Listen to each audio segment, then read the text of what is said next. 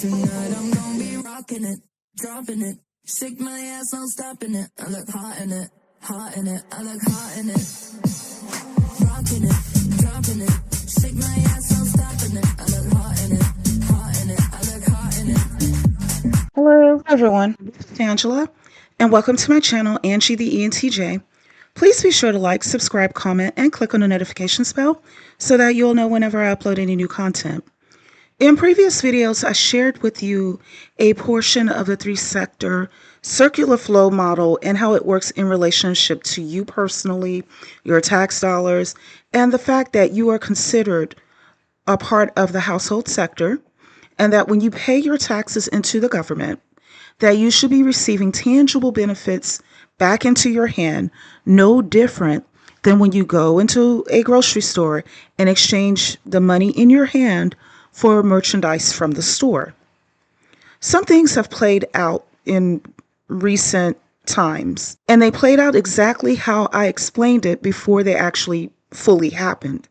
That Trump and his cronies, including Elon, are trying to rip off the American people, meaning you and me. AOC, Hakeem Jeffries, and so many other prominent people have said it plainly that Trump is attempting to rip off the American people as a way to cover the costs of the tax cuts to the rich. However, I know that many Americans, through no fault of your own, don't quite get, it's not clicking, how they are ripping us off, which is why I have taken the steps to explain it by using the circular flow model. In previous videos, I have shared how it appears to us. Today, I will briefly touch on the business side of things so that you can have a way to visualize what people like AOC and Hakeem Jeffries mean when they are saying that the American people are just flat out being ripped off. So over here towards the right, we have the business side of the circular flow model. The business sector provides taxes as well as goods and services to the government. And the government, in exchange for the taxes, provides services to the business sector as well as payments. Okay, so let's get further into it. So businesses have to pay taxes for the profits that they receive as a result of their operations. A business entity is considered like a person in quotes. And every person is expected to pay taxes, right? Business taxes, much like personal taxes, provide funding to the government for services, such as helping to build and maintain infrastructure, to support the military, to support different services, as well as support the government in a variety of other ways, which the government is for the people and by the people. But what a lot of people don't realize is that businesses also pay taxes in order to offset the environmental impact of their operations. Think about it. Let's use parts of Texas and Oklahoma for an example, where there are oil companies that are drilling for oil. So in those areas, there are per barrel assessment fees that are taken up front so that the funds will be available for the states to use in the event there is an oil spill that needs to be cleaned up. So some of that money may go to the EPA, some of that money may go to the state, emergency fund, so on and so forth. There are so many other facets that we can get into. However, my aim is to help you to materialize the abstract in a way that you can understand so that when you hear AOC saying, what's really important for people to understand, and like now and every day of this administration, is that you're being ripped off. You're being ripped off, dude. Like everyone is being ripped off. And House Republicans are ripping off the American people. They are trying to steal taxpayer money from vital initiatives that serve the community. This is a brazen attempt by a billionaire who nobody voted for to illegally and unconstitutionally steal from taxpayers so he can give himself a tax break. Okay, so when you hear prominent people telling you that you are being ripped off, then you will be able to understand exactly what they mean as they are speaking to you. Because I think there is a disconnect with the American people as far as that goes. They're saying it, but you're not quite getting exactly what they mean as they're saying it. So businesses pay taxes, and especially environmental impact taxes, they're also known as an environmental impact assessment, like a carbon tax. Businesses also provide products for the government. Remember earlier I said that a business entity is like a person. Well, the person needs a job, and so when they want to get a job, they go and submit an application for work, right? However, in the business world, as it pertains to the government, the application is called a bid, and the job is called a contract. So when a person gets paid, they call it an income or a paycheck. You know, when you get paid, especially if you're working a job, you're getting your paycheck, right? However, when a business gets paid by the government, or when they get their quote paycheck, it's simply called a payment. What's been happening is that a lot of businesses have been receiving tax breaks in order to set up their operations. For instance, let's say there is a small town of, let's say, about 8,000 people. Many of the residents that live in that town are currently on government assistance, which means that the majority of them are going to be too poor to pay taxes. And on top of that, they are dependent upon the federal and state governments and their benefits in order to survive. And at the same time, while this is going on, there is a business that is searching for a place to set up because they know that they can create 11,000 jobs. Well, this small town of 8,000 people, by encouraging business activity, they know that it will bring jobs not only to the small town itself, because there are only 8,000 people, and not every single individual of the 8,000 can go to work, but maybe about 4,000 or 5,000 can, right? So that means that there are 6,000 other jobs that need to be filled, right? So people from the surrounding areas may be willing to commute to its location in order to work at this business.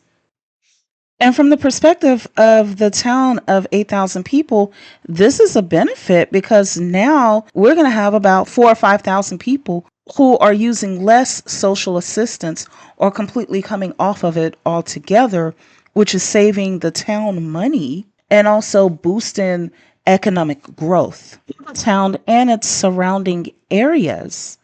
And depending on how well the business performs, this can be a situation where the next generation of people can be walking into jobs and also walking into economic growth. So what's going to need to happen? Infrastructure needs to be put up. It's going to be a boom for businesses because 11,000 people, some of them may want to go and try this word is said in many ways across the country, a hoagie, a Subway, or a sandwich from a small business. That's potentially 11,000 people who are going to frequent the shop, at least a good percentage of them. Well, what this small town will do is relax the tax standards for a set period of time to make it easier for this business with 11,000 jobs to come in and set up shop. So by encouraging business activity in the small town, it brings jobs not only to the small town itself, but also to people from the surrounding areas. Like I said earlier, they may be willing to commute to its location for work. So what happens is that the presence of this business sparks economic growth, which is good. However, every single business has an environmental impact, which may or may not be good. An example of environmental impact used in the oil and gas industry is changes in the air quality. Anyone who has gone down I-20 in parts of West Texas Oh, you were greeted with the acrid smell of the oil wells as they were being drilled. So this can impact, for instance, because the smell is so horrible, this can impact the real estate industry within those towns, because who the heck wants to purchase a home near a place that smells so awful, right? It may even drive some people away from the area. Another environmental impact is that in order to transport the oil and the gas, heavy trucks are needed. This can affect traffic in the area, and it can increase the wear and tear on the roads because you have these big, huge vehicles constantly going over and wearing down the road. So the environmental impact assessment or tax takes the money from the business that is required to clean the air, repair the roads, and for any other type of mitigation, or mitigation just simply means efforts to fix a problem that occurred as a result of the industry's operations. Okay, so I hope that y'all are still with me, because here's why I'm saying all of this. What number 47 has done, what he has said in plain language to the businesses during his campaign is, hey, businesses, you do not have to pay your fair share of taxes anymore because I'm getting rid of the government. And that's this sector down here on the circular flow chart, towards the bottom in the middle between the household sector and the business sector. And remember, we, the people, the household sector, we want to have the government because the government protects us through their agencies and hold the businesses accountable if anything goes awry, okay? And also, the government, through its defense, is a benefit to the businesses too, because the more secure the society, the more prosperous the business. So it's a win-win situation for both the household sector and the business sector to have the government present. However, we're dealing with people that have a fetish for money, and they're willing to do anything to get their hands on it, even if it means robbing the American people or starving children that our aid help to keep fed and also help to prevent us from going to war. So, going back to what number 47 is saying, he's saying you can keep the money that your business earns to spend however you like, and we, meaning him and his administration, will also get rid of the government that holds you accountable via regulations so that you can make your products, no matter how toxic and harmful, and sell them to the people over here in the household sector. And businesses, you don't have to worry about them having a mechanism, or the government, to sue you for damages, because poof, just like that, I have fired the inspector generals and I have placed other federal departments into a tizzy or into chaos. That's what he's basically telling the business sector.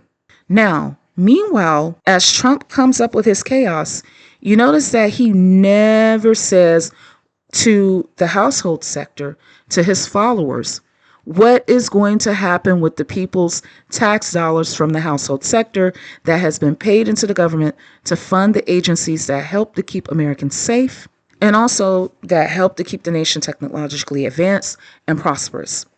That's because Elon and Trump, both billionaires, want to access our funds in the treasury, which amounts to trillions of dollars, in order to enrich themselves and their cronies. I know that they're billionaires, y'all, but they're still human beings. Okay? This is the equivalent of the average person wanting to rob a bank because they know that there are millions of dollars within that one bank. Well, these are billionaires that are wanting to rob the treasury because there are trillions of dollars in that treasury. Here's how the system works. You pay taxes to the government pools that money and uses it to provide the people with essential goods and services that they need. In this country, we've got a different system for getting the things we need. Take healthcare. We pay taxes to the government, and the government gives our money to a middleman, for-profit insurance companies or for-profit health providers. And the insurance companies provide health coverage in exchange for maybe some more money from us, and a deductible that covers not everything, certainly not your teeth or your skin or your eyes. It's a pretty good system if you own an insurance company. Companies like United Health and Aetna collect 70% of their health plan revenue from government programs. Humana, 90%. These health plan businesses would not exist without our tax money. And it's not just healthcare. It's pharma, oil and gas, higher education. Taxpayers subsidize these industries who then take their profits and we still pay so-called free market rates for their product. It's a classic double dip. Okay. This is why Elon was over in the USA agency and performing a hostile takeover. Y'all, this is the equivalent of someone coming into your house that you inherited from your grandparents, that you also, in your time, paid money in order to maintain it. They're coming in and locking you out of it, which is why the people did this very thing right here. What is happening with this Elon Musk attempted takeover, which will not stand? We will prevail. Let's go.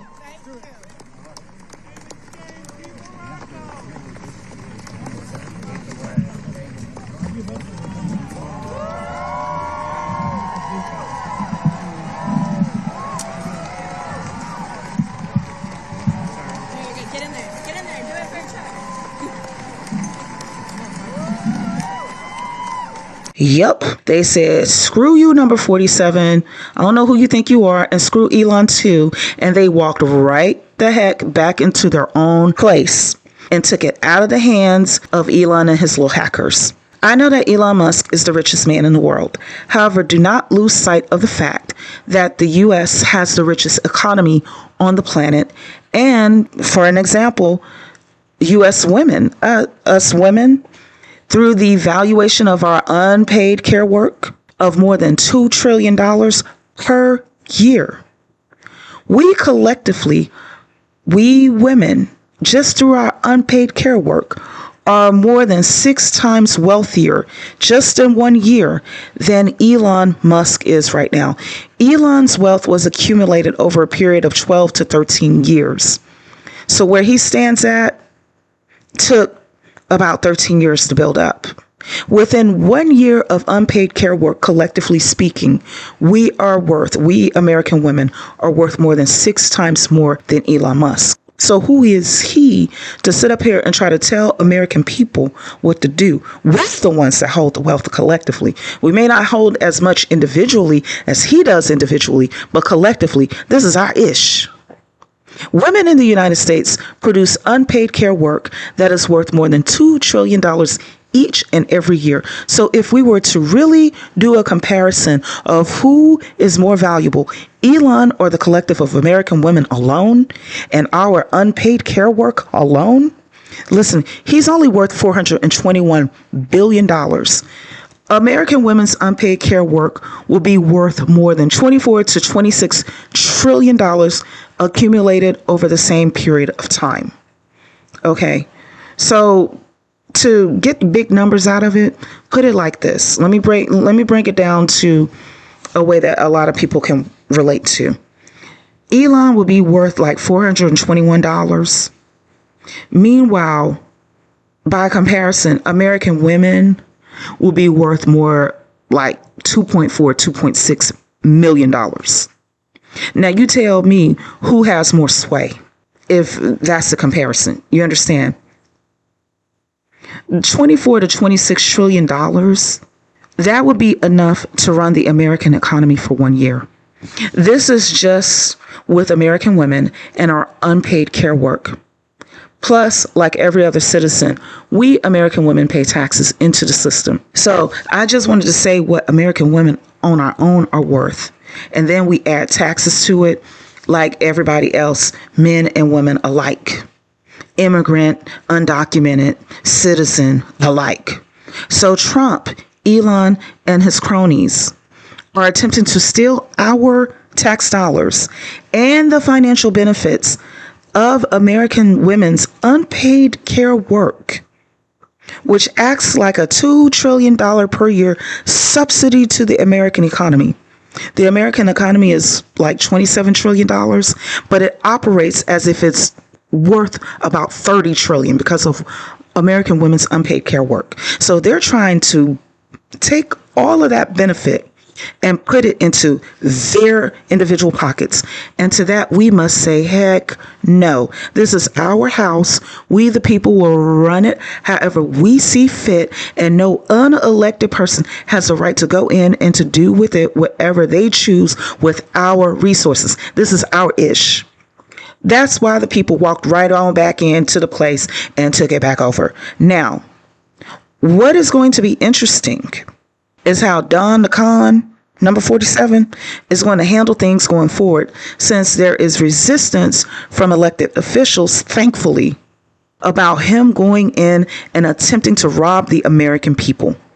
He thought that his little executive orders would be enough for him to get his way 100%. Nope. That's why we have a government that has implemented a system of checks and balances for this very reason.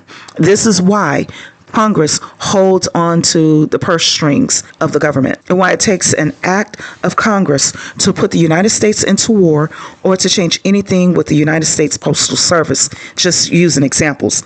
What the people need to do, aside from ringing their congressperson's phone off of the hook, sending letters, emails, tweets, and so forth, and making our individual voices be known, because you have to remember, we are the people that we elected. They are behaving as our employees. We're the bosses. Okay.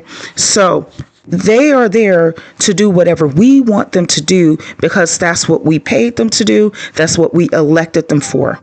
Okay. So what we need to do is to advocate for our own version of the Nordic model.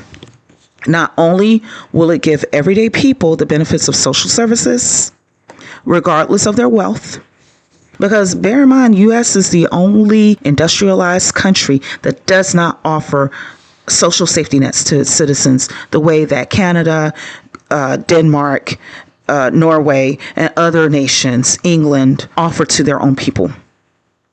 So it will give people the benefits of social services regardless of their wealth or lack of it.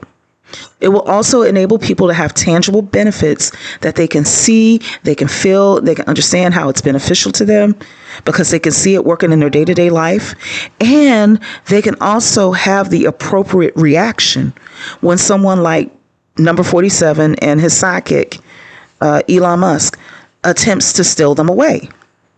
Because you can see when your housing is being taken from you. You can see when your universal health care is being taken away from you. But if you don't have it, even though you've paid for it and you're not used to having it, then you can't tell. When someone is playing you for stupid in your face, laughing at you behind your back because you frankly don't know you're behind from a hole in the ground on the issue. And oh, by the way, they are on the side of people who have for decades voted against school funding, voted against social benefits for everybody, calling it communism and socialism. No, it's not. Norway, Greenland, Denmark, the UK, they have social benefits. France too. And those benefits to the people are not seen as being communism. These benefits are paid for by the collective tax dollars. So it's economies of scale. It's like shopping at Costco and getting each item per unit cheaper than shopping at a retail store and spreading the benefits out like that. But if you don't know, because education funding has been cut from you for generations and you don't know what you should know, then you don't know. It'll go over your head. The American people are not in an uproar like we should be, because it is abstract to the average citizen, because we're not used to having it. And by it, I mean tangible benefits that we can see working for us in our everyday lives. Like, we're not used to being able to walk into the doctor and being seen just like that, and getting our prescription and going to the pharmacy and getting the medication just like that without having to pay any money in the process, because we already have a single payer healthcare insurance scheme. So we're not as alert on when something is going wrong as someone in the UK might be, as someone in Denmark might be, as someone in Norway might be, as someone in Australia maybe. I believe they have universal health care there too. But because we don't have something tangible for ourselves, then it goes over our heads. This is the reason why I've been sharing the circular flow models in order to make it make sense to the average person so that you can have a fundamental knowledge to be able to keep up with what is happening. Okay, so that's all I have to say for now. Please be sure to like, subscribe, comment, and click on the notifications bell so you'll know whenever I upload any new content. Take care until next time. I just wanna break the rules.